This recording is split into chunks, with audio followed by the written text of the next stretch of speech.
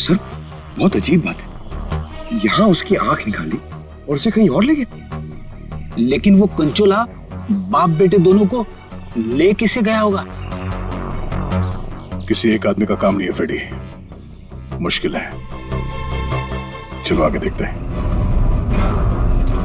Sir kidnapper ने आंख क्यों निकाली?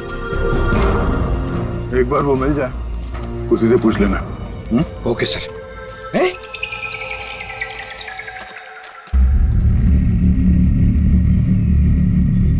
जंगल के अंदर ये घर, चलकर पूछते हैं, शायद इसने कुछ देखा हो। सर कंचोला भी तो हो सकता है। तैयार हो?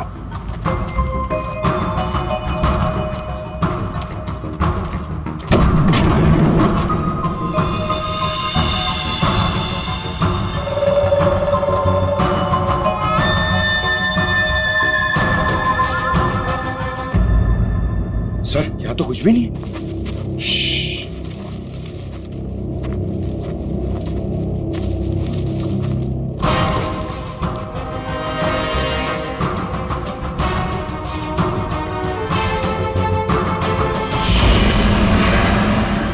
अरे यार अभी तो गोली चल जाती। तुम तो गलती से भी मुझ पर गोली नहीं चलाओगे। पूरा जंगल छान मारा है, वो बच्चा कहीं भी नहीं दिखाई पड़ा। सिर्फ वो बच्चा ही नहीं, वंश को भी किडनैप कर लिया कंचोला ने, और पीछे छोड़ गया है उसकी आंख। वंश की आंख? हाँ, वंश की आंख मिली है मैं। अच्छा, और वंश को लेके वो ज्यादा दूर तक नहीं जा सकता, यही कहीं आसपास ही होना चाहिए। घर के अंदर तो कोई भी नहीं है, उस तरफ भी कोई नहीं दिखा। पीछे देखते हैं, चलो।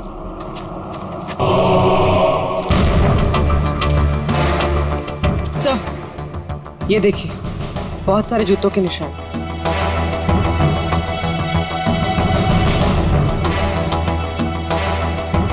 इधर ही जा रहे हैं। सर पानी में ढेर सारे सूखे हुए पत्ते, और यहाँ तो आसपास हरियाली है। अभिजीत, लगता है अंदर किसी की लाश है।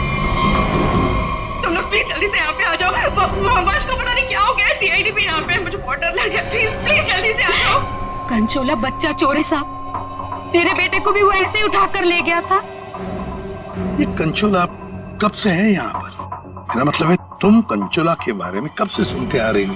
वो तो नहीं पता साहब, लेकिन हाँ वो हमेशा अमावस्या की रात को ही आता है। मेरा बेटा भी अमावस्या की रात को बाहर सो रहा था और वो उसे उठा कर ले गया। मैंने बहुत ढूंढा साहब, बहुत ढूंढा, पर वो नहीं मिला।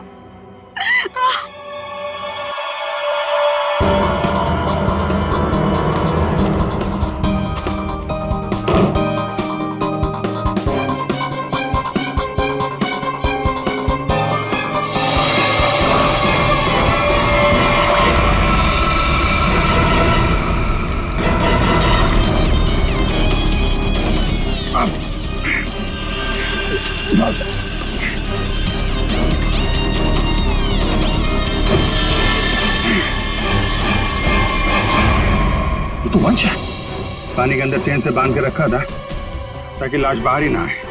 सर पहले इसकी आंख निकाल ली और फिर इसे इस तरह डुबो दी। कंचोला करना क्या चाहता था? बच्चे की किडनैपिंग या वंश का खून? एक बात तो साफ है, सिर्फ बच्चे की किडनैपिंग करना तो मकसद नहीं था। ये कंचोला के साथ कोई ना कोई तो जरूर मिला है। मैं और पूर्वी यहाँ जंगल में देखते हैं। ठीक है, हम लोग इस लाश को रिसोर्ट में ले जाते हैं।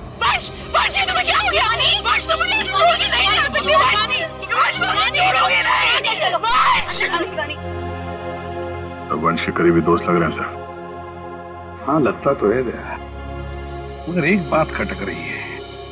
ये शिवानी, इसने अब तक अपने बेटे अबीर के बारे में बोला तक नहीं है, जबकि अबीर भी वंश के साथ साथ किडनैप हुआ। अब वंश तो इस हालत में मिला है, पर अबीर का क्या? वो तो उसे याद ही नहीं कर रही है कि वो कहाँ है।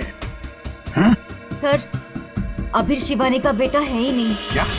हाँ सर, अबीर को शिवानी और वंश ने गोद लिया था।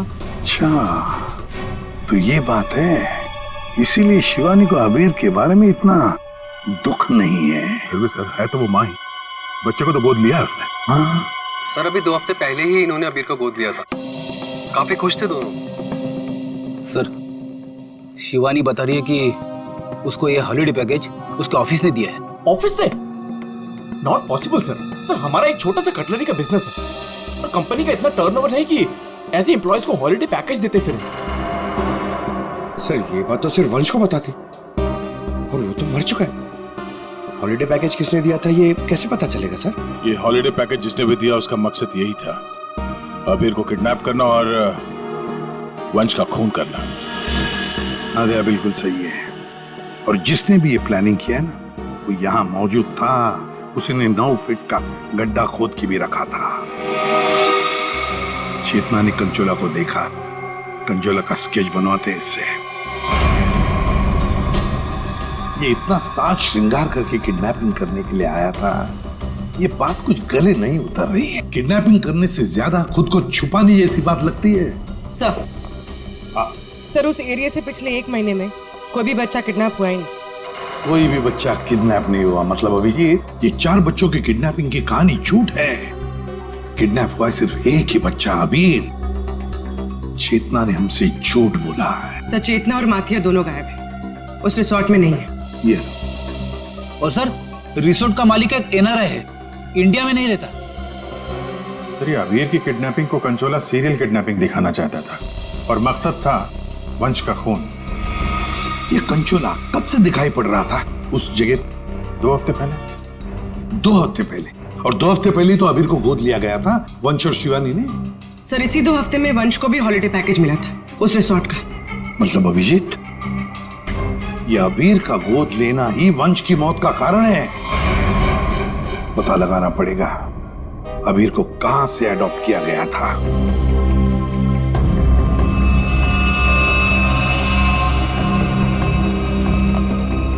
हसन, वंश की आंख ने कुछ बताया? उसकी लाश ने कुछ कहा? सबने बोला बस, आंख ने भी बोला और लाश ने भी बोला। बस इसके सर पर एक हल्की सी चोट का निशान है, जिससे लगता है कि पहले किसी ने इसके सर पर वार करके इसे बेहोश किया। बेहोशी की हालत में इसकी आंख निकाली और बाद में इसे पत्थर से बांधकर पानी में डुबाया। मतलब पानी में डुबाने से पहले वंश जिंदा था? हाँ बस। और आंख ने क्या बोला? इसकी आंख जिस चाकू से निकाली गई है उसके 2 मुंह हैं। 2 मुंह वाला चाकू? सालूं के साहब, ये कैसा चाकू है? रेडी, ये ऐसा चाकू है। इसे चीज नाइफ कहते हैं। और क्या पता चला? बॉस, उस चाकू के कुछ महीन महीन टुकड़े, बहुत बहुत बारीक बारीक टुकड़े इसकी आंख पर मिले। नो सर पुराना चाकू होगा तो जंग के निशान होंगे। नहीं पूर्वी, ये जंग के पार्टिकल्स नहीं है बॉस। उस चाकू पर क्रोमियम प्लेटिंग की गई थी, लेकिन प्रोसेस पूरा नहीं हुआ था। उसकी फिक्सिंग और बफिंग नहीं की गई थी, पॉलिशिंग नहीं की गई थी, और इसीलिए क्रोम के छोटे छोटे महीन टुकड़े इसकी आंख पर आ गए। ये देखो।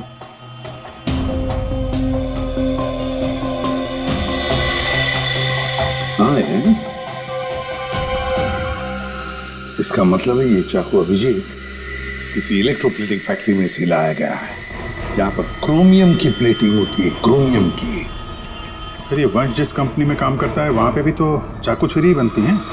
अपने लिए चाकू तो लाया नहीं होगा, जरूर कोई फैक्ट्री का ही आदमी होगा।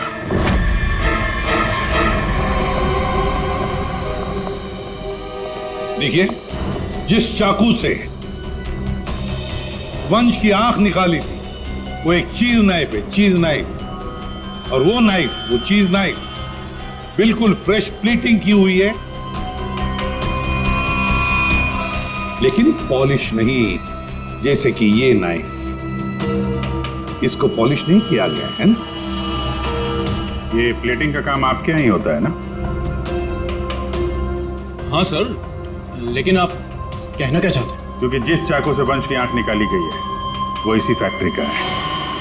उन्हीं ने वो चाकू यहीं से लिया था। एक्सक्यूज मी, तो क्या आप लोग हम पर शक कर रहे हैं? आप लोग यहीं काम करते हैं इसलिए आपसे पूछताछ की जा रही है। सर ऐसे तो वंश की वाइफ शिवानी, वो भी यहाँ आती जाती रहती थी, अब उनसे पूछताछ क्यों नहीं करते? किससे पूछताछ करनी है किससे नहीं, ये हम तय करेंगे, आप नहीं समझे? लेकिन एक बात अच्छी तरह से याद रखना, वंश का खून उसके किसी नजदीक आसपास के खास आदमी ने किया, किसी खास आदमी ने, और वो चाकू वो इसी फैक्ट्री में बना है। हाँ पूर्वी, अच्छा ठीक है, हम आते हैं।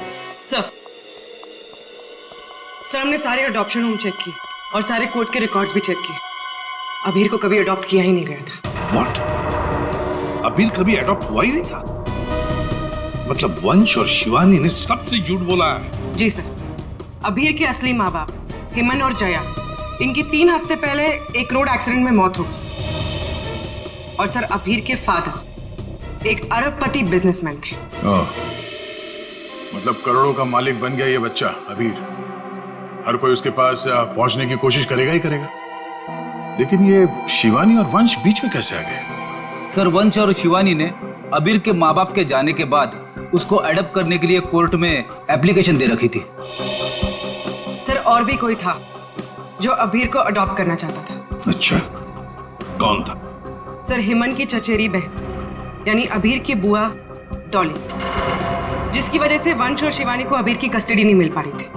लेकिन उन दोनों ने सबको ये बोलना शुरू कर दिया था कि हमने अबीर को गोद ले लिया है। पूर्वी, उस बुआ जी को तो लेकर आई हो, तो उसे यहाँ ले आओ। सर अबीर की कस्टडी मिलना मतलब करोड़ों की कस्टडी मिलना। संभाल के। अरे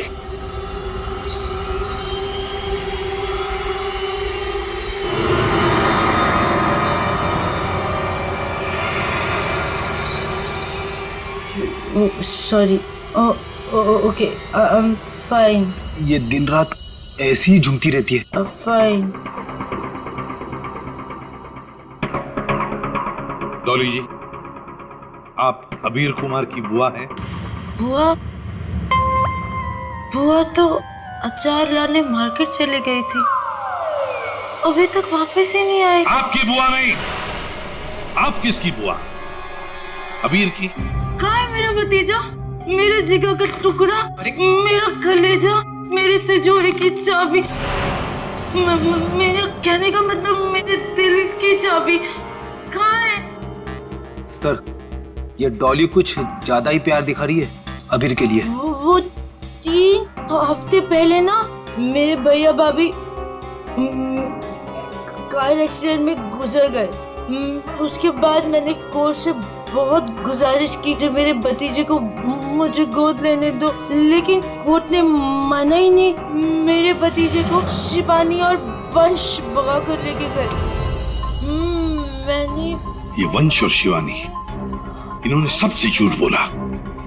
अबीर को एडॉप्ट किया ही नहीं और उसे रिसोर्ट लेकर आए। सर ये अबीर के माँ बाप का कार एक्सीडेंट हुआ था। जिस तरह की ये मैडम दिख रही हैं, इन पे शक करना गलत नहीं होगा सर। पैसे के लिए कुछ भी कर सकती है। और अब जब ये वंश अबीर को अडॉप्ट करने वाला था, तो हो सकता है इसी ने वंश को मार दिया। सबसे पहले शिवानी से बात करनी होगी। अगर उससे पता चल गया कि अबीर के फेक अडॉप्शन का क्या चक्कर है, तो ये कंचोला इसने इतनी नफरत से वंश को मारा है, उसका राज खुद ब खुद सामने आ जाएगा। हाँ, और हम अबीर की जान बचा सकते हैं। शिवानी, शिवानी,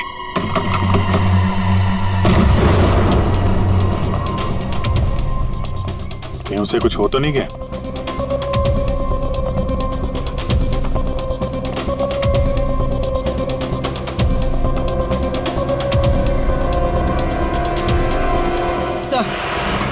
सर लगता है भाग गई।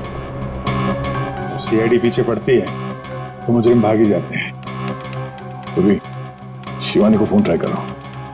अगर इस कंचोला ने वंश का खून किया है तो शिवानी को भी नहीं छोड़ेगा वो।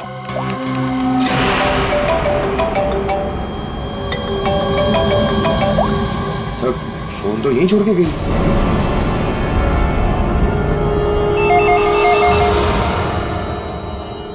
तो भी फोन उठा और हाँ, शिवानी बनकर बात करना, समझ गए ना?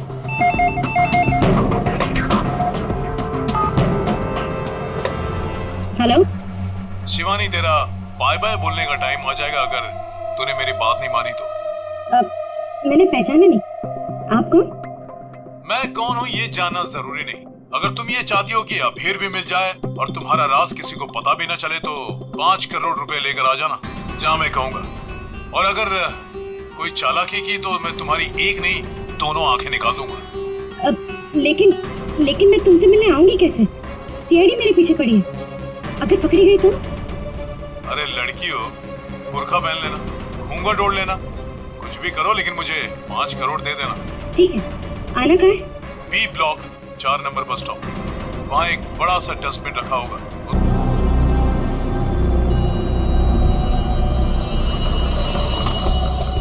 3 बज गए।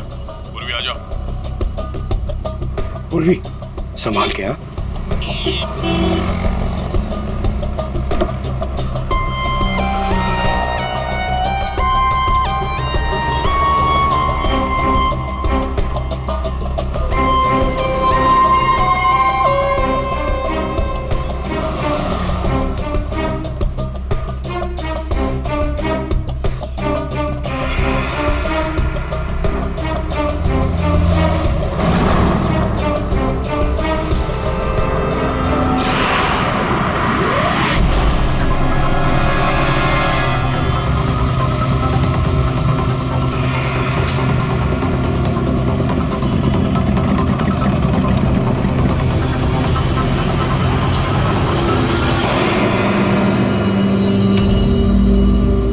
कुछ गड़बड़ लग रहा है, यही तो नहीं है वो?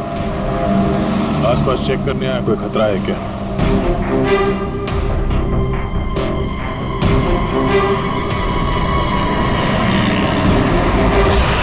ये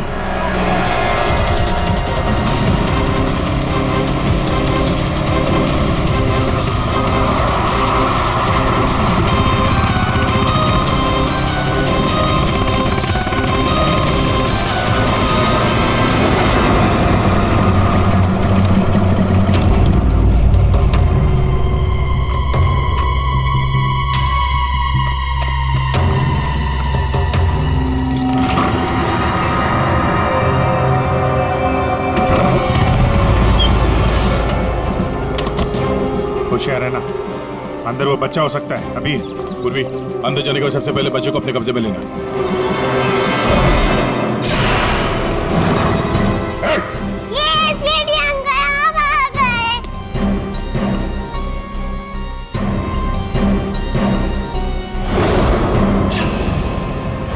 खेल खत्म हो गया तुम्हारा।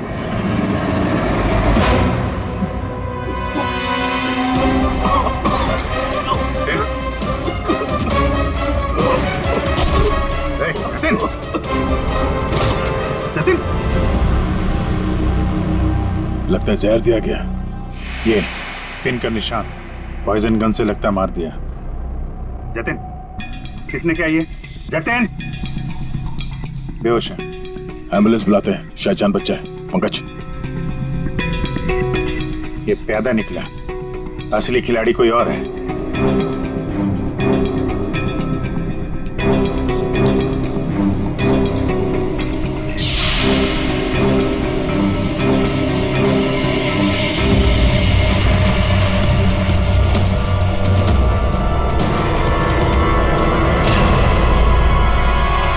अभिजीत, हाँ दे, ये देखो, ड्रेस, ये हैट, ये दस्ताने, ये विग, दाढ़ी, कहीं ये जतिन ही कंचोला तो नहीं है? हाँ, और ये जतिन के मोबाइल में देखो, कोई प्राइवेट नंबर से लगातार कॉल कर रहा है इसे। ये प्राइवेट नंबर असली होनी है, लगता तो ऐसा ही है। उसे नहीं पता कि नंबर प्राइवेट हो सकता है लेकिन लोकेशन प्राइवेट नहीं हो सकती। इसकी लोकेशन ट्रेस करते हैं, मिल जाएगा ये।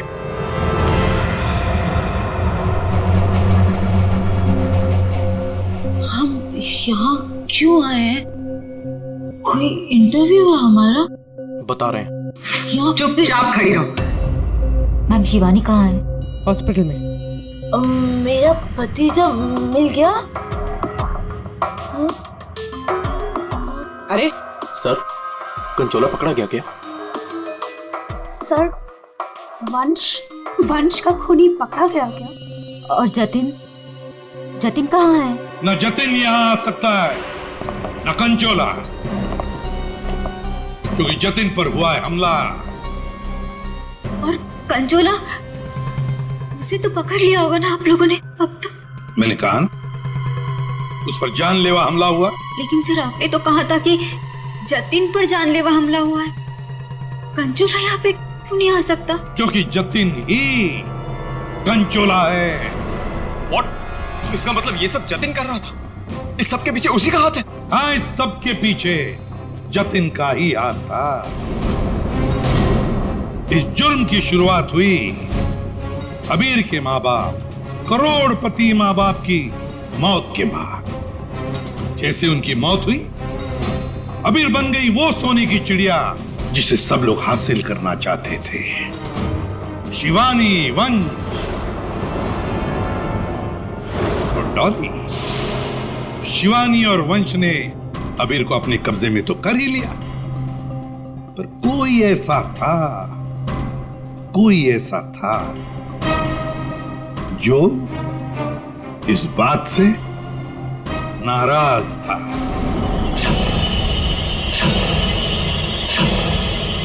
इतना नाराज कि उसने एक साजिश रची।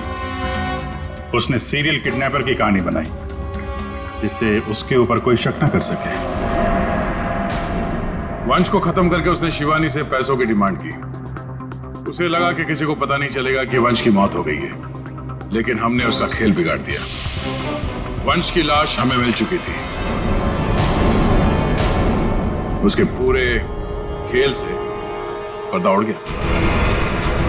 खूनी को पता चल चुका था कि उसका खेल खत्म हो चुका है, तो उसने सोचा कि पूरे नहीं, जितने पैसे मिल जाते हैं उतने लपेट के भाग जाता हूं।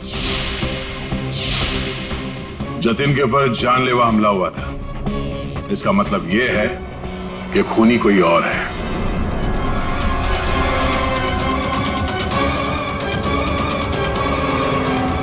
कभी नहीं था जी। क्या लगता है आपको कौन हो सकता है खूनी? मैं सर, मैं कुछ नहीं जानती सर। हाँ, आप कैसे जानेंगे? आपने तो कुछ किया ही नहीं। हाँ? लेकिन आपने बड़ी उत्सुकता से हमें ये बात बताई थी कि ये शिवानी अबीर की सगी मानी। अश्वंत जी, जरा बताइए तो सही, ये वंश को ऑफिस से हॉलिडे पैकेज किसने दिया था? सर, मुझे कुछ नहीं पता सर। अजीब बात है सर, किसी को कुछ भी नहीं पता है, पर पूरी साजिश के तार तुम लोगों से ही जुड़े हुए हैं। और आप मिस डॉली? हाँ सर, चलते हैं। वैसे भी इंटरव्यू के लिए लेट हो गया ना सर। हाँ। आप जरा यहाँ ध्यान देंगे? हाँ सर। आपसे ज्यादा नाराज वंश से और कौन हो सकता है? आपकी करोड़ों की चाबी जो ले गया वो। हाँ? सर, मैं ठीक से खड़ी नहीं हो सकती। मैं क्या किसी को मारूंगी सर? प्लीज मुझ पे तो शक मत कीजिए सर, मैंने कुछ नहीं किया। अब बचे? हाँ। क्या आप इस तरह मेरी तरफ क्यों देख रहे हैं? बताते हैं रतन जी, सब बताते हैं, आराम से बताते हैं। बात यह है कि खूनी अपने आप को बड़ा शातिर समझता है। उसने शिवानी को फोन किया पैसों के लिए। अब फोन उठाया हमने। भले ही जतिन ने फोन किया था, जतिन तो मामूली प्यादा था, असली मास्टरमाइंड वहीं पर बैठा था, छुपकर, जहां से फोन किया गया था। बताऊं कौन है? प्राइवेट नंबर में नाम नहीं आता, लेकिन उसके लोकेशन का पता किया जा सकता है मिस्टर रतन। सर, मैंने पैसों के लिए जतिन को शिवानी के घर पर फोन करने को कहा था, लेकिन उसी वक्त शिवानी मेरे पास आ गई। मैं बहुत ही घबरा गया था सर। मैंने जतिन का फोन कई बार ट्राई किया, लेकिन उस बेवकूफ ने फोन उठाया नहीं और आप लोगों के जाल में फंस गया सर। अबीर की किडनैपिंग की साजिश मैंने, वंश और शिवानी ने मिलकर की थी। अबीर के पैसों पर मेरा भी हक था सर, लेकिन वंश और शिवानी ने मुझे किनारे लगाने की कोशिश की और इसलिए मैंने वंश को मार डाला सर। अबीर के असली माँ बाप हिमन और जया, वो हमारे अच्छे दोस्त थे सर। उनका भी अबीर के अलावा इस दुनिया में कोई नहीं था सर। उनके मरने के बाद उनकी सारी प्रॉपर्टी के सारे पैसे का हकदार सिर्फ और सिर्फ अबीर था। हाँ सर, उनकी डॉली बहन जरूर थी, लेकिन ये हमेशा नशे में धुत रहती थी सर। तो अपने स्वार्थ के लिए तुमने अबीर के माँ बाप का एक्सीडेंट करवाया। तो और मैं क्या करता सर? आप ही बताइए मैं क्या करता? हमारा सारा बिजनेस डूब रहा था सर, और हिमन और जया के अलावा हमारा कोई सहारा नहीं बचा था। सिर्फ यही एक चारा था हमारे पास, इसलिए मैंने और जतिन ने मिलकर एक प्लान बनाया। आओ जतिन आओ, अगर तुमने अबीर की किडनैपिंग और वंश को मारने में मेरा साथ दिया तो तुम्हारी किस्मत खुल जाएगी।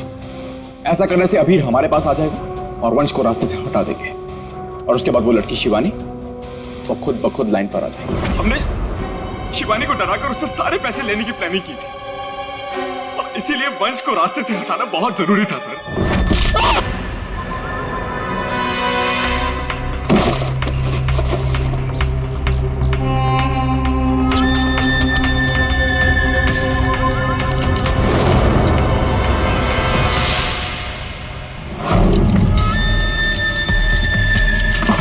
जतिन साइको किडनैपर कंचोला बन चुका था सर, लेकिन एक दिन उसकी मकान मालकिन ने उसको जतिन से कंचोला बनते हुए देख लिया। इसलिए जतिन ने अपनी मकान मालकिन को भी मार डाला। फिर उसके बाद कंचोला बनकर उसने बच्चों को किडनैप करने का नाटक रचा।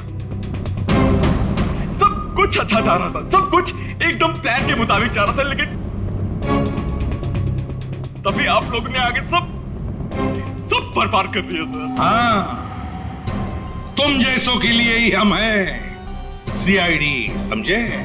तुमने तो ये भी नहीं सोचा होगा कि सीआईडी को वंश की लाश मिल जाएगी। बस वहीं से तुम्हारे खेल का खात्मा शुरू हो गया था। ये मटिया और चेतना, ये भी तुम्हारे इस प्लान में शामिल थे? हाँ सर, ये दोनों भी मेरे ही साथ थे, लेकिन इन्होंने ही आपको वंश की आंख के बारे में बताया। बस यही गलती की तुम्हारे लोगों ने, आग दिखाकर। और अगर हम वहां वक्त पर नहीं पहुंचे तो तुम शायद शिवानी को भी मार डालते। अब तुम और तुम्हारे वो दो साथी मटिया और चेतना जेल में सड़ते बैठना। कुछ ही दिनों में हॉस्पिटल से निकलकर शिवानी भी तुम्हारे साथ ही आएगी जेल में। सब मिलकर नए नए प्लान्स बनाना, फांसी का ऑर्डर आने तक।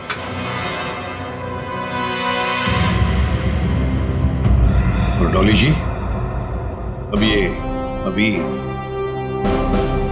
आपके पास नहीं रहेगा।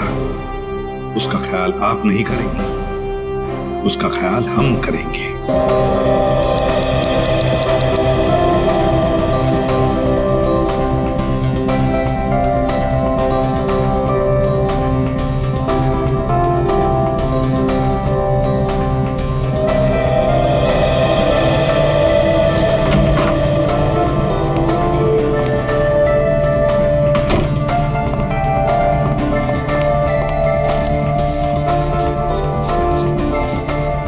तो ऐसे गिर रही है जैसे मनाली को भगवान एंटार्क्टिका बनाने के मूड में है।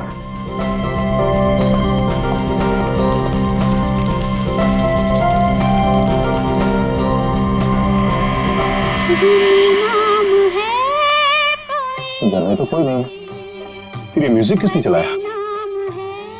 पूरब, माया, गौतम, पूरब,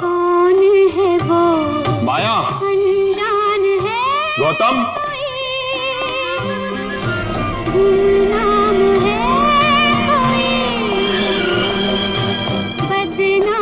बच्चे नहीं है तो फिर कौन है? कौन है यहां? कौन है?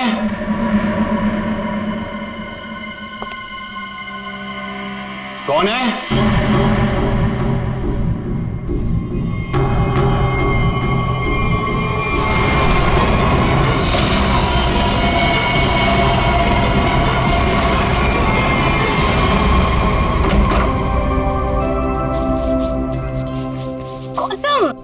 इधर मत कर। क्यों? इधर मत जा, फिर मुझे साफ करना पड़ता है। मत। अच्छा मैं तुझे ही साफ कर दूंगी। तुम तो लड़ना झगड़ना बंद करो। डैड घर में ही है। अच्छा तो मैं डैड से गौतम की शिकायत करती हूँ। डैड देखिए ना इसे, पूरा घर गंदा कर रहा है। Dad dad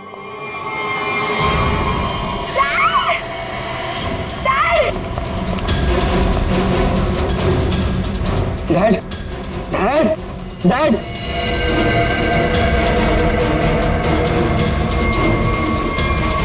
dad is no more.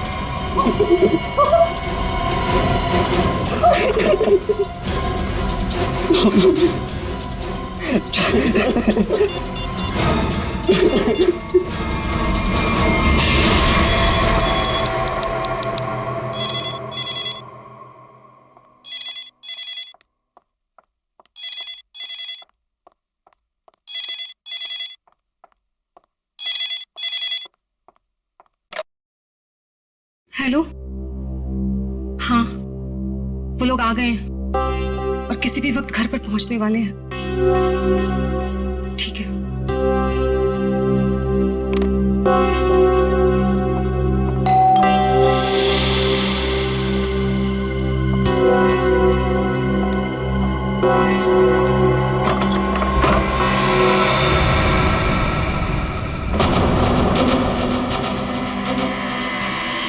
Oh my God!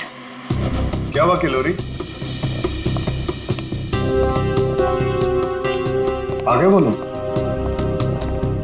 वो लोग तो नहीं आए, लेकिन ये ताबूत कोई छोड़कर गया है और कोई यहाँ दिख भी नहीं रहा।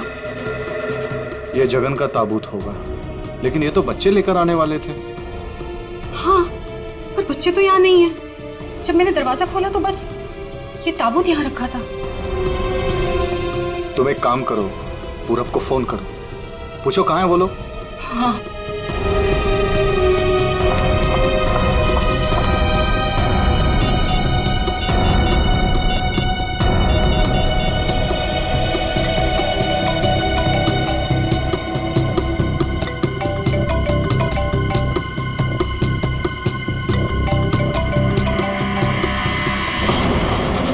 ये आवाज तो यहाँ से आ रही है। कॉफिन के अंदर से आवाज आ रही है।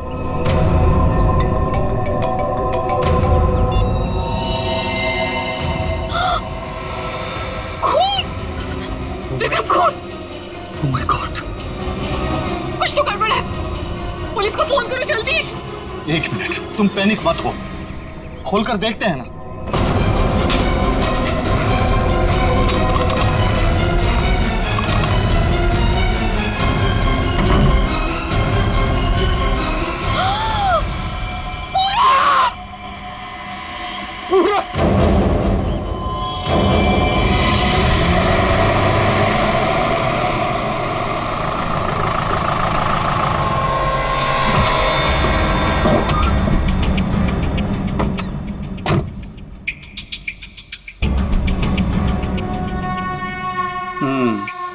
काम हो गया? यस बॉस, आज तो आप हमें शाबाशी दोगे बॉस। किसी को कोई शक तो नहीं हुआ? कोई शक नहीं बॉस, इतनी सफाई से लाश को ठिकाने लगाया है कि उनकी रूहें कांप जाएंगी, रूहें। ए बस बस बस, आज तक तूने कोई काम ढंग से किया है? बात करता है, मैं खुद चेक करूंगा।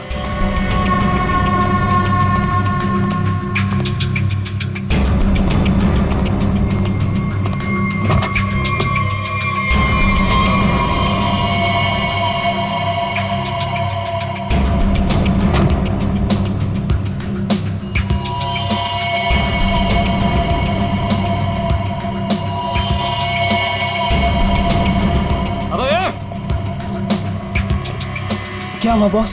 मेरी किस्मत खराब थी जो मैंने तुझ जैसे निकम्मे को काम पे रखा। ऐसा क्या हो गया बॉस? ये देख, ये है तेरा सफाई वाला काम। हाँ, तू लाश ठिकाने लगाने गया था या अपनी पूंछ लगाने गया था तू? पूंछ? अबे पूरे रास्ते पर तू खून के निशान लगा कर आया। सीआईडी वाले इसी पूंछ को पकड़कर हमारी गर्दन तक पहुंच जाएंगे। अरे तुझे कितनी बार बोला कि लाश ठिकाने लगाने के बाद सफाई पर सही से ध्यान दिया करो। बोला था ना, एक बार बात तेरे भेजे में नहीं घुसती क्या? बात करता है। अब क्या करे बॉस? क्या करे? मैं बताता हूँ तुझे, रुक। मन तो करता है ना तेरा खून भी इसी रास्ते पर बहा दूं। अरे शक्ल क्या देख रहा मेरी? ये मुसीबत को ठिकाने लगा और सफाई वही कर। जी बॉस। चल बॉस चल, खुद भी मरोगे और मुझे भी मरवाओगे। चल।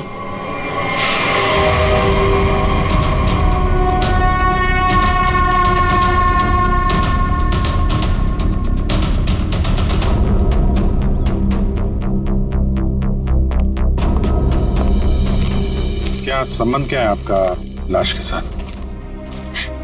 जी वो मेरा बड़ा बेटा था, अपने पापा की लाश लेकर आने वाला था और खुद ही। क्या इसका क्या मतलब क्या है? मतलब ये कि इसके पति 2 दिन पहले ही मर गए थे हार्ट अटैक से, और जिसकी लाश पड़ी है पूरा, वो अपने पिताजी के पार्थिव शरीर को लेकर यहाँ आने वाला था, भाई और बहन के साथ। भाई और बहन? वो कहाँ है अभी? वो भी गायब है, उनका फोन तक नहीं लग रहा है। कहाँ से आ रहे थे वो लोग? एयरपोर्ट से।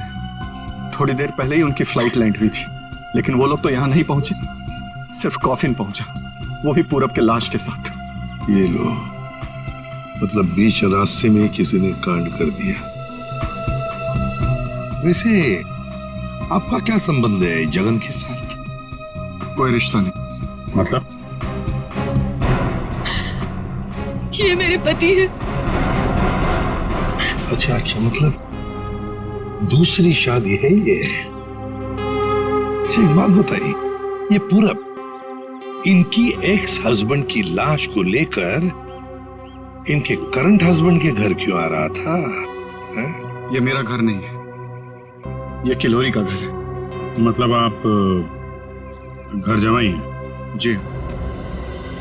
खैर, ये तो आपका निजी मामला है। आप ये बताइए कि ये लोग कहाँ से आ रहे थे और एयरपोर्ट पे इन्हें कौन रिसीव करने वाला था?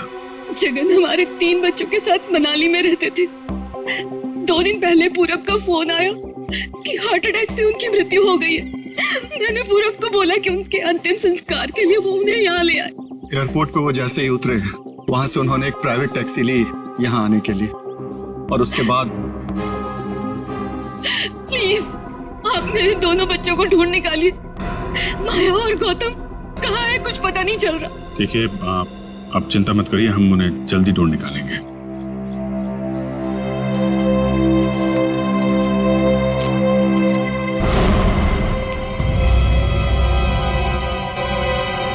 तो ये देखो, उनकी रेलगाड़ी लगती है। Yes sir. निखिल सर देखो, ये रेलगाड़ी कौन से स्टेशन से होके आई है? चलो भैया चलते हैं। चलते भैया का क्या मतलब है? अपना मुंह दिखाने आया था तू यहाँ पर? मतलब ये है कि एक लाश पड़ी हुई है, उसका खून हुआ है, किसने खून किया है तो आप पता लगा ही लोगे ना। महान हो आप लोग तो मेरा क्या काम है? यार इसको नहीं बुलाऊं तो इसके कान में से धुआं निकलता है कि हमें बुलाया नहीं, ये तो यूं केस सॉल्व कर देते, यूं खूनी को पकड़ लेते। और अभी लाश को सूंघा तक नहीं, वो चल पड़ा। हाँ सूंघ लिया तो फिर मुंह खोल ना। लाश को सूंघने के बाद क्या पता चला ये बताने के बगैर सरपट भागे क्यों जा रहा है? देख फारूक, 2 बच्चे गायब है, इस औरत के 2 बच्चे, और ऊपर से बाप की लाश भी गायब है। लाश गायब है तो मैं क्या करूं? लाश बन के लेट जाऊं यहाँ पर? लाश ढूंढना आप लोगों का काम है, तो ढूंढो ना। पूछो किसी से, ढूंढो ये कैस्केट कहाँ से आया था। मैं क्या करूंगा इसमें? अच्छा तू जा। ठीक है। अरे एक मिनट सर, हमें इस केस में आपकी जरूरत है। आप देखो भैया, वो तो हर केस में तुम लोगों को मेरी जरूरत पड़ती है, पर तुम लोग मानते कहाँ हो? यार छोड़ो इसको। अरे सर प्लीज एक मिनट। अरे सारुंके साहब, आप अपने ज्ञान का प्रकाश डालिए ना इस केस पे। इसके चेहरे पर अंधेरा छाया, ये क्या प्रकाश डालेगा? तुम बोला? नहीं, ये हमारे आपस की बात है, तुम लगे रहो। ये ताबूत कहाँ से आया?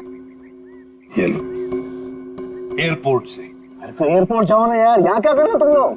तो जाएंगे ना साळुंखे जी, पर आप क्यों मैदान छोड़ के भाग रहे हो? भाभी, आपके हस्बैंड की लाश आ गई। नहीं, मेरे बेटे की लाश आई है। क्या क्या कह रही हैं आप? इतना सारा खून क्यों बह रहा है? मुझे बहुत डर लगता है खून से। शांति शांति प्लीज। ना खून इसलिए बह रहा है क्योंकि इनका खून हो गया है।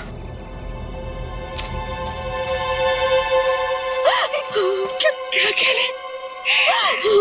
पूरब का खून हो गया भाभी। वैसे आप ये मेरी बहन है और किलोरी की ननद। लेकिन भाभी, इसमें पूरब की लाश है तो आपके हस्बैंड की लाश कहाँ है? साळुंखे, अगर 5 साल के बच्चे की तरह मुंह बना के नखरे नहीं करता ना, तो अब तो कोई सुराग मिल जाता तुझे। भैया ये नाक के अंदर छोटे छोटे दाने दिखाई दे रहे हैं ना, शायद यही एड्रेस। किसका? उनके हस्बैंड की लाश का। अरे तुम लोग कर क्या रहे हो? आज फिर किसी पैसेंजर का लगेज मिसिंग हो गया। तुम लोगों की वजह से किसी दिन गवर्नमेंट मुझे इस ऑफिस से मिसिंग कर देगी। ठीक से काम करो। Yes sir.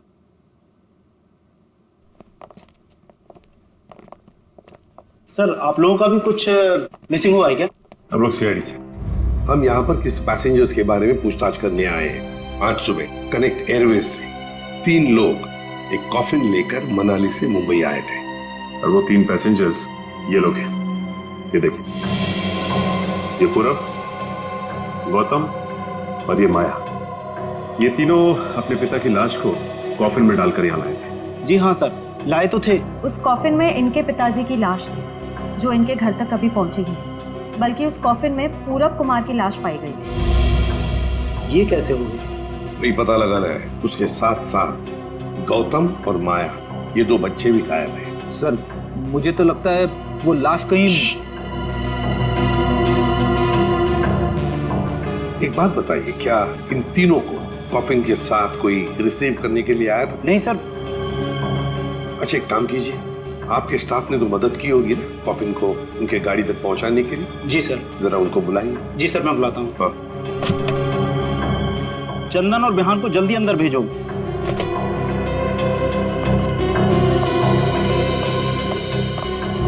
क्या हुआ सर? आज सुबह कनेक्ट एयरवेज से कॉफिन आया था। हाँ साहब। उसके बारे में सीआईडी वाले आपसे कुछ पूछना चाहते हैं। सीआईडी साहब, हमने कोई गड़बड़ नहीं किया साहब। हम तो अपना बस काम कर रहे थे साहब। हमने तो बस उस कॉफिन को उस गाड़ी में चढ़ाया था साहब। एक मिनट, तुमने कोई गड़बड़ नहीं की है। सिर्फ इतना बताओ कि जब तुम ये कॉफिन यहाँ से उनके गाड़ी तक ले जा रहे थे, तो उस दौरान उसके बीच में कभी कोई मिलने आया था या कोई ऐसे कुछ भी हुआ था क्या? हाँ साहब, हम उन तीनों को लेकर जब यहाँ से बाहर निकले, उनके सब जो लड़की थी ना, उसको एक फोन आया सर। पता नहीं क्या बात हुई, फिर वो अचानक से कहने लगी, पार्किंग में एक नीली वैन खड़ी है, ये कॉफिन वहां ले चलो। अच्छा, वैन के ड्राइवर को देखा तुमने? नहीं साहब, वैन के ड्राइवर को तो नहीं देखा, लेकिन साहब वैन का नंबर मुझे याद है।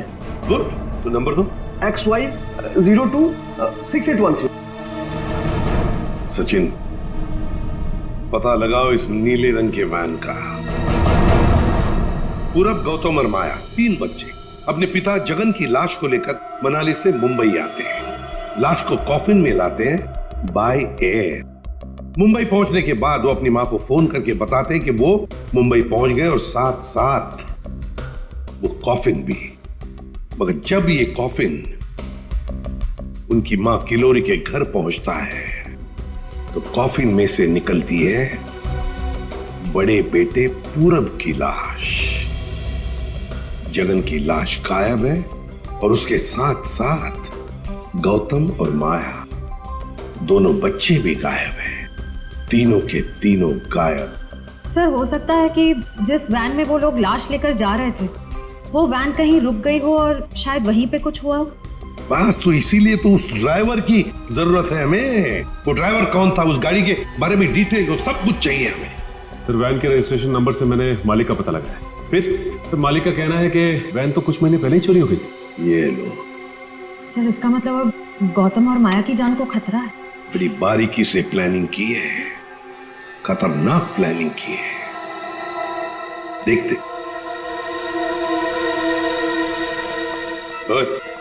अंकित, कुछ मिला? हाँ बस, ये देखो, ये मिट्टी कॉफीन के नीचे लगी है। इस मिट्टी में इस कॉफीन का पता। मिट्टी में पता? हमें तो नहीं दिखा। उसके लिए सालूखे की नजर चाहिए। सालूखे, कॉफिन का पता तो हम लगा ही लेंगे, पर पूरब की लाश इस कॉफिन में आई कहां से? ये पूरब की नाक बताएगी बॉस।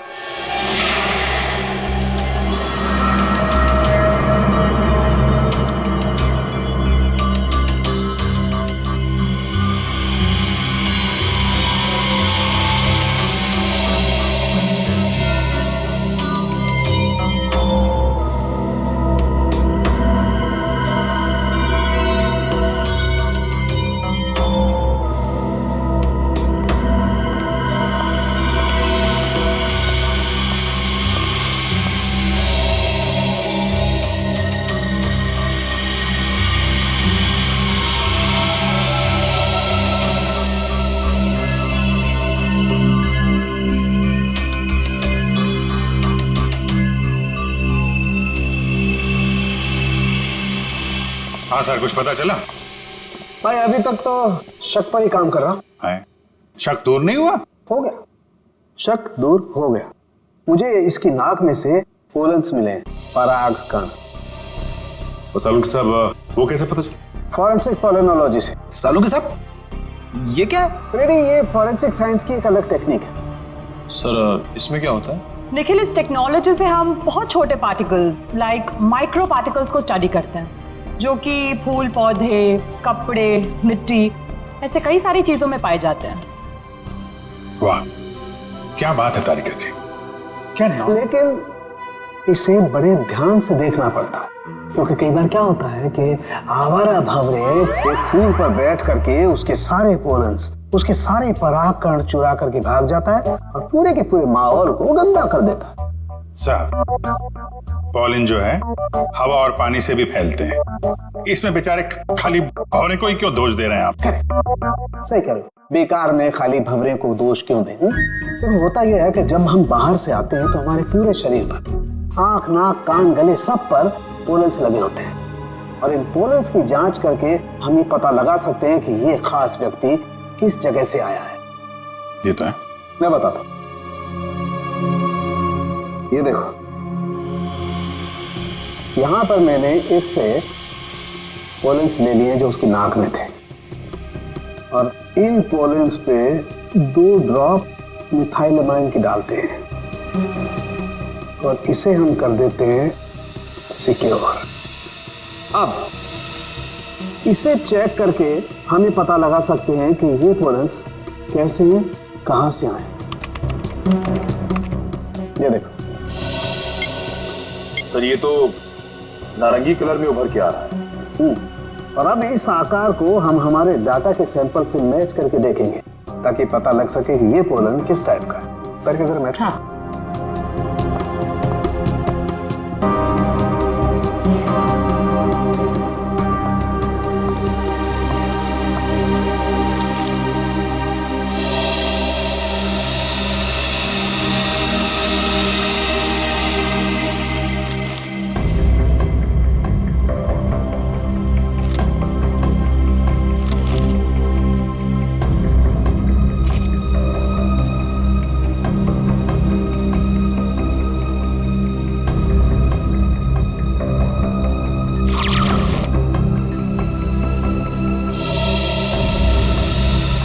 सर, ये तो पॉलेंस की पूरी लाइब्रेरी है। एक पॉलन कहाँ पैदा हुआ, धरती पे कहाँ पाया जाता है, पूरी डिटेल्स है इसमें। फॉरेंसिक साइंस की इस टेक्निक की वजह से क्राइम स्पॉट का पता लगाना बड़ा आसान हो गया है। मिल गया मैच।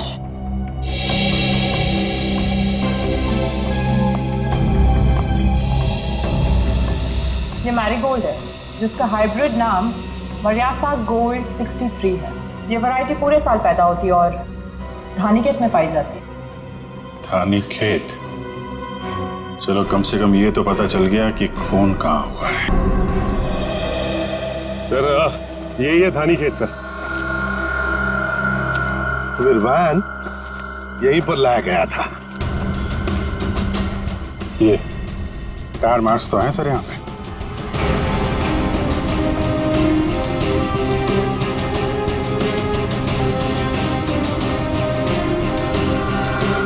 बस ये उसी वैन के टायरों के निशान। ये तो जगन की लाश खूनी ने यहीं कहीं फेंकी होगी। पर सर इतने बड़े खेत में हम उसकी लाश ढूंढेंगे कैसे? मैं बताता हूँ बस। तो कब बताएगा?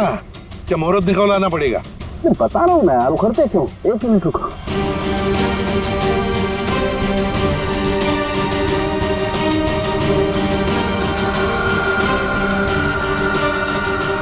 ये देखो, ये मैंने फूल के पोले निकाले।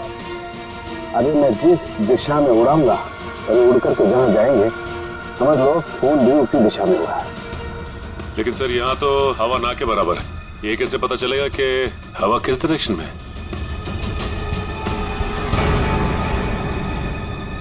ये मुर्गा बताएगा। मुर्गा? हाँ निखिल, मुर्गा। ये मुर्गा है ना, किसान लोग अपने खेत में अक्सर लगाते हैं। इस मुर्गे से पता चलता है हवा का रुख कहाँ पर है। जिस तरफ हवा चलती है ना उस तरफ ये मुर्गा मुड़ता है और इसका फायदा होता है पेस्टिसाइड डालने में, हवा के हिसाब से। सो उस तरफ देखते हैं सर। हाँ चलो देखो जरा आसपास कुछ दिखता है क्या? सर हाँ सर वहां पे कोई लेटा है। चलो देखते हैं।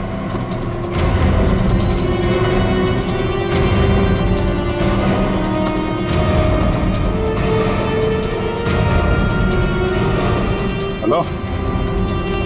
ओ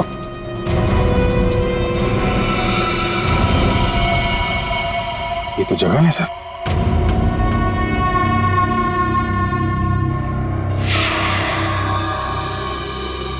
देखिए जगन की लाश हमें गेंदे के खेत में से मिली।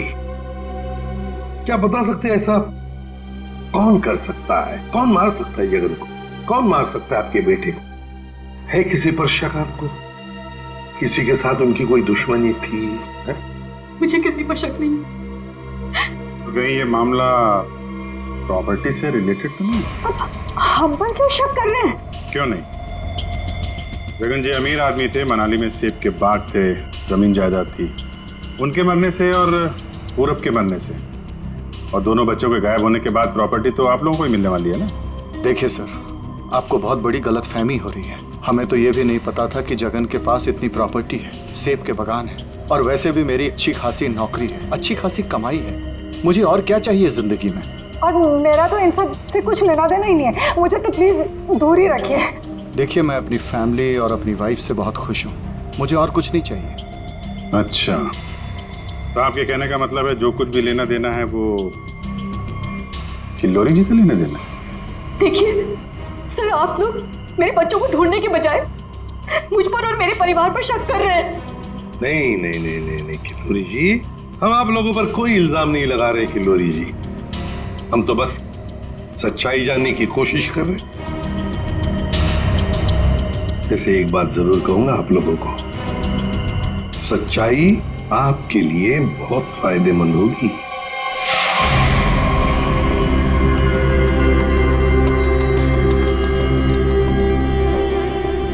सारिका, इस ताबूत के ये निचले हिस्से में जिस तरीके के निशान लगे हुए हैं ना, उससे तो लगता है इस ताबूत को काफी दूर तक घसीटा गया है।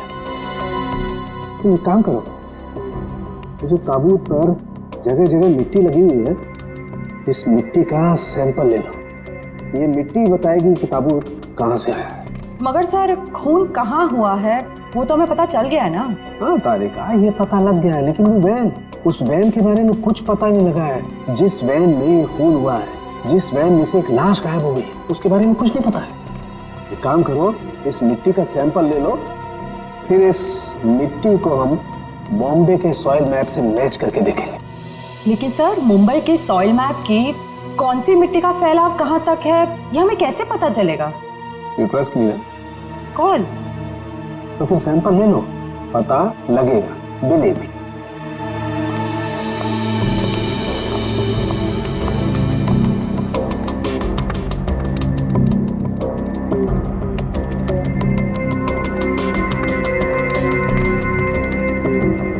अरे सालू के साहब, फिर से पढ़ाई शुरू कर दी आपने? भाई क्या करें, तुम लोगों की मदद करने के लिए पढ़ाई तो करनी पड़ेगी। अरे लेकिन ऐसा है क्या इस ताबूत में जो इतनी मोटी किताब की जरूरत पड़ गई? इस पढ़ाई की जरूरत क्यों पड़ी, ताबूत बताएगा। वो कैसे? कॉफिन में मिले इस मिट्टी का हम सेडिमेंटेशन टेक्निक से एनालिसिस करेंगे, उससे सब पता चल जाएगा।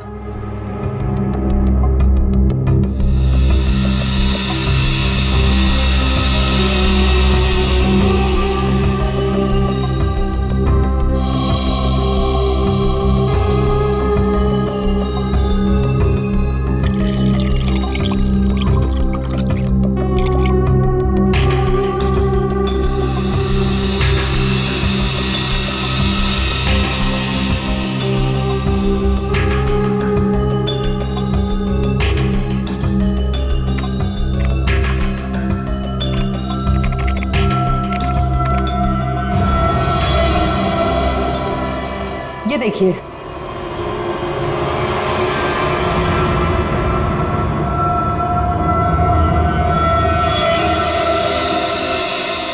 ये तो घास जैसा कुछ लग रहा है। एक मिनट, अब देखो, ये घास नहीं है, ये मोलासिस है, गन्ने के वेस्ट से जो निकलती है, जहां पर गुड़ बनता है। मतलब ये ताबूत वहां पे ले जाया गया था जहां पे गन्ने से गुड़ बनाया जाता है, शुगर फैक्ट्री। मुंबई के आसपास 2-4 शुगर फैक्ट्रीज हैं। अच्छा सालुका साहब, ये मिट्टी किस एरिया की है, कुछ पता चल सकता है? हाँ बिल्कुल पता लग सकता है।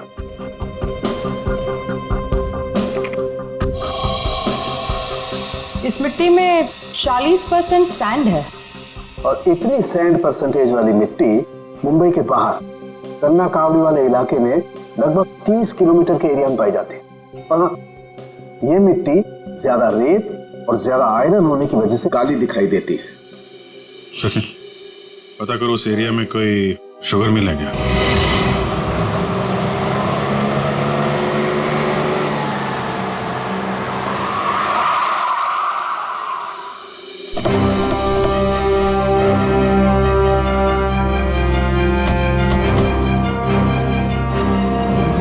चंगनलाल शुगर मिल। यहाँ तो लोग आ जा रहे हैं, चहल पहल है। यहाँ पे खून ही खून करके कैसे निकल गया? और तो लाशों की अदला बदली भी की है। डॉक्टर सालुंके ने शुगर मिल की बात की थी, और यहाँ आसपास 30 किलोमीटर तक यही एक शुगर मिल है। हो ना हो, खून हुआ तो यही है। चलो इससे पूछते हैं। अरे सुनो जी, तुम यहाँ के सिक्योरिटी वाले हो? जी हाँ। हम लोग सीआईडी से तुमसे कुछ पूछना चाहते हैं। सीआईडी साहब, क्या बात है, हमको माफ कर दो, हमारी कोई गलती नहीं है। देखो घबराओ मत, हमारे कुछ सवालों का जवाब दो। हाँ हाँ। क्या तुम यहाँ पर अकेले ड्यूटी पर होते हो या और भी कोई है जो शिफ्ट में आते जाते हैं? हम पूरे टाइम अकेले काम करते हैं। तुम ये बताओ, और अपने दिमाग पे जोर डाल के बताओ कि तुमने कोई ताबूत देखा है? काहे डरा रहे हैं, यहाँ ताबूत कैसे देखेंगे? ठीक है, ताबूत नहीं देखा, किसी नीले रंग के वैन को देखा जिसपे शक हुआ हो तुम्हें? साहब, वैसे तो हम सब पे शक करते हैं, लेकिन नीले कलर की गाड़ी क्यों नहीं देखे हैं साहब, आप समझ रहे हैं ना? अच्छा चलो एक बात बताओ, यहाँ पर ऐसी कोई और भी खाली जगह है, गोदाम जैसी? हाँ साहब, एक पुराना गोदाम है हमारे मालिक के, चलिए दिखाते हैं। चलो दिखाओ। दिखाओ। चलिए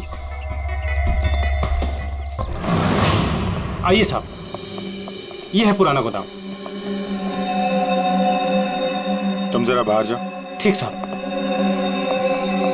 गेट तो काफी बड़ा है। हाँ, वैन आसानी से घुस सकती है। इस जगह को देख के लगता है कि काफी समय से कोई आया नहीं है यहाँ पे। काफी समय से कोई आया नहीं है यहाँ, तो फिर ये बोरिया ऐसी रखी कैसे गई?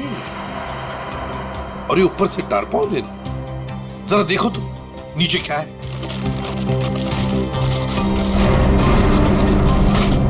ये देखा?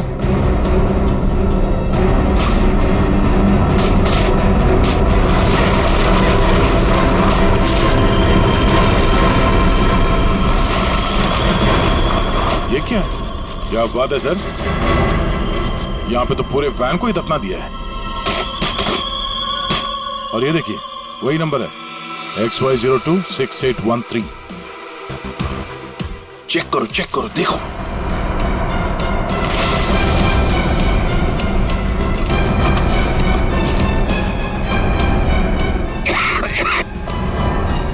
माय गॉड,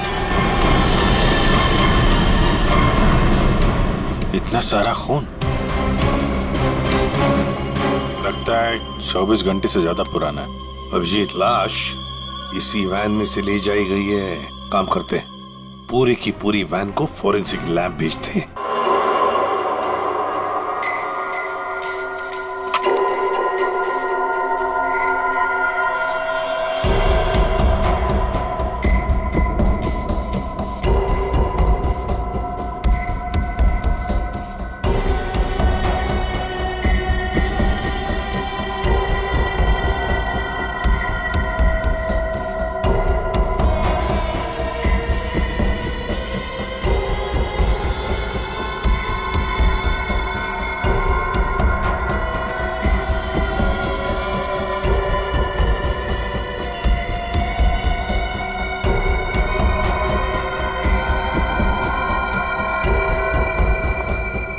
सर मिला कुछ? हाँ तारिका, मिला तो है बहुत कुछ, लेकिन जो कुछ मिला है उससे हम खूनी को सजा तो दिलवा सकते हैं, लेकिन बच्चों तक नहीं पहुंच सकते। सर टाइम बहुत कम है हमारे पास, कहीं बच्चों को नहीं तारिका, बच्चों को कुछ नहीं होने दूंगा, लेकिन सबसे पहले हमें ये पता लगाना पड़ेगा कि गैराज में डंप होने से पहले ये वैन आखिरी बार कहाँ होकर के आई। तो ये कैसे पता लगाएंगे हम? हमने पूरी वैन छान मारी है। तुमने वो कहावत सुनी है, किसी जेंटलमैन को देखना हो तो सबसे पहले उसके जूतों की तरफ देखो। हम भी इस गाड़ी के जूतों की तरफ देखें। मतलब साफ है तारिका, सिंपल। हम इस वैन के टायरों को चेक करेंगे। तारिका, ये वैन जहां से भी होकर आई है उस जगह की मिट्टी के कण इसके टायरों पर चिपके होंगे और वो बताएंगे कि वैन कहां से होकर के आई। करेक्ट। हाँ।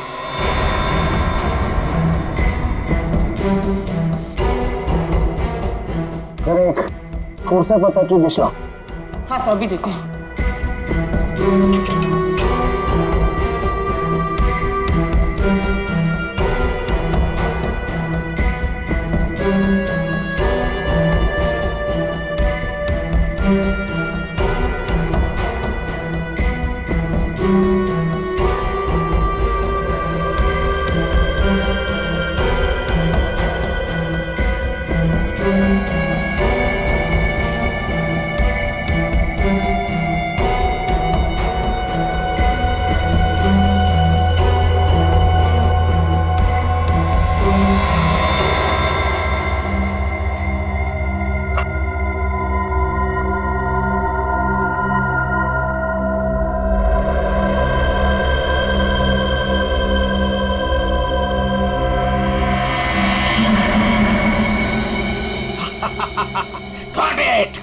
सर क्या है, क्या मिला है? सर बताओ ना क्या मिला है। हेलो। हाँ तारिका जी। हाँ अभिजीत। उस वैन में से कुछ एविडेंस मिला? हाँ मिला तो है, लेकिन मुझे नहीं पता क्या मिला है। सर बता ही नहीं रहे। अरे क्यों? डॉक्टर साहब हैं कहाँ? यहीं पे हैं, कूद रहे हैं, गॉटेड कर रहे हैं।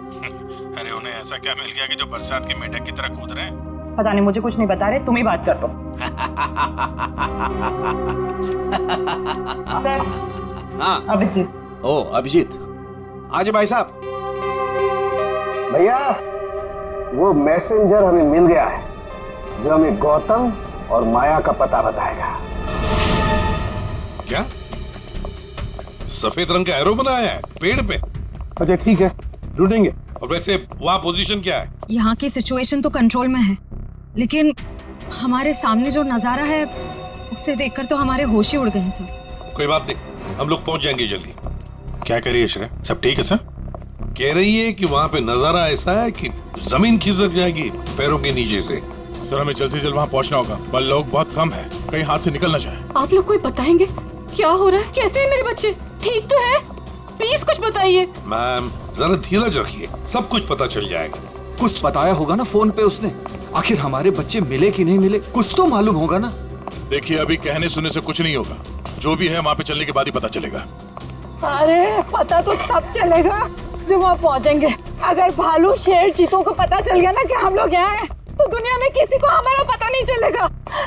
आप फिक्र मत कीजिए प्रीति जी, आजकल इंसान जानवरों से ज्यादा खतरनाक हो गया। हो सकता है वो आपको देख के भाग जाए। अरे उन्हें चिल्लम चिल्ली की आदत नहीं है, जरा शांत रहिए आप। क्या? एक मिनट। श्रेया, वो सफेद निशान वाला पेड़ मिल गया। सर उस पेड़ से राइट लेकर 200 मीटर स्ट्रेट आ जाइए। 200 मीटर राइट में। चलिए जल्दी चलिए। कोई मुझे बताएगा हो क्या रहा है? मेरे दिल बैठा जा रहा है, कहीं मेरे गौतम और माया को कुछ हो तो नहीं गया। बस बस और नहीं चला जाता, अब नहीं चल पाऊंगी। देखिए पीछे छूटने वालों को जानवर छोड़ते नहीं है, लंच या डिनर में खा लेते हैं। मैं आगे जाती हूँ ना, आप लोग मुझे फॉलो करिए।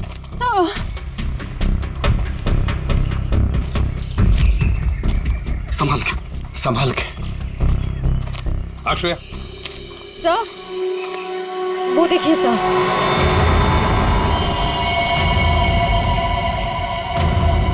माय गॉड, जल्दी से बच्चों को नीचे उतारो। हे भगवान, क्या है? चल गए। ये क्या मजाक है सर? जब आप लोगों ने देखा कि ये लोग यहाँ आए थे, इन्हें छुड़वाया क्यों नहीं, नीचे क्यों नहीं उतारा सर? बचा लो मेरे बच्चों को। श्रेया संभाल। आया, घबराओ मत।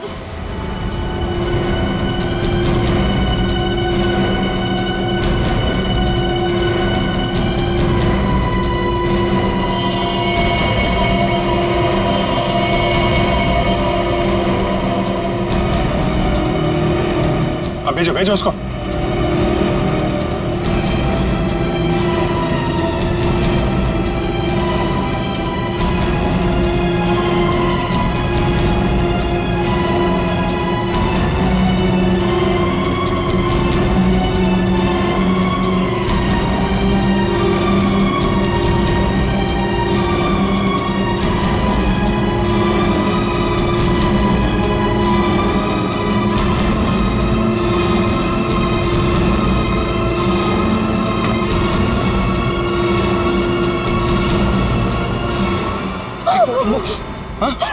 तुम लोग ठीक हो ना? बंद कीजिए अपना नाटक, हमारी इस हालत के जिम्मेदार आप ही हैं। बच्चे कहते हैं ना हमें, तो क्यों डाला अपने बच्चों को मौत के मुंह में? तो अच्छा हुआ सीआईडी टाइम पे आ गई, वरना आपने भैया की तरह हमें भी मार दिया होता। क्यों खिलोरी जी, ये बात क्या है? बच्चे आप ही पर इल्जाम लगा रहे। मुझे भी कुछ समझ में नहीं आ रहा है। मैं तो इन लोगों से इतना प्यार करती हूँ, मैं क्यों मारूंगी इन लोगों को? बात तो सही है, सवाल जायज है। एक माँ अपने ही बच्चों के साथ ऐसे कैसे कर सकती है? देखिए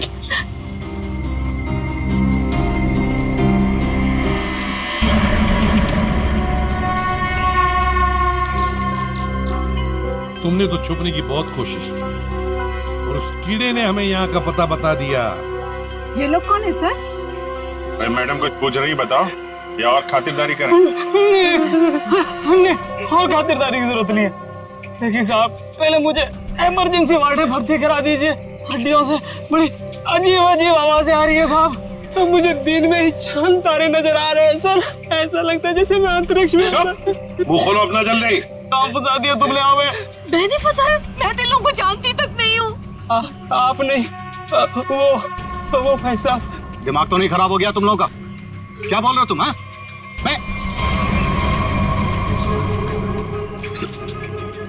वाकई आप मल्टी टैलेंटेड हैं। Husband come kidnapper come murder, all in one. क्या बात है? विक्रम तुम? भैया क्यों किया तुमने ये सब? और क्या करता? इसके तीनों बच्चे मेरे छाती पे सांप की तरह लौट रहे थे। विक्रम, तुमने बोला था कि तुम हमारे बच्चों को मुझसे भी ज्यादा प्यार करोगे, और तुमने मेरे एक बेटे को मार दिया और बाकी दो को मारने की साजिश की। जिस मकसद के लिए मैंने तुम्हें फंसाया, उस पर तुमने पानी फेर दिया। फंसाने का मेरा सिर्फ एक ही मकसद था, तुम्हारी प्रॉपर्टी, तुम्हारा पैसा। लेकिन तुमने अपनी सारी प्रॉपर्टी अपने बच्चों के नाम कर दी। क्या करता मैं? और तो और तुम अपने पुराने पति से भी मिलने जाती थी। तुमने कभी सोचा कि मेरे अंदर क्या होता था? मैंने एक दिन डिसाइड कर लिया, तुम्हारी पुरानी फैमिली को ही तुम्हारे रास्ते से हटा दूंगा। और इसीलिए सबसे पहले तुमने जगन को रास्ते से हटाया, क्यों? हाँ, इसलिए मैंने अपने रास्ते से सबसे पहले अपने पहले कांटे को हटाया, जगन को। अपनी पत्नी को झूठ बोला कि मैं बॉम्बे से बाहर जा रहा हूं, और एक दिन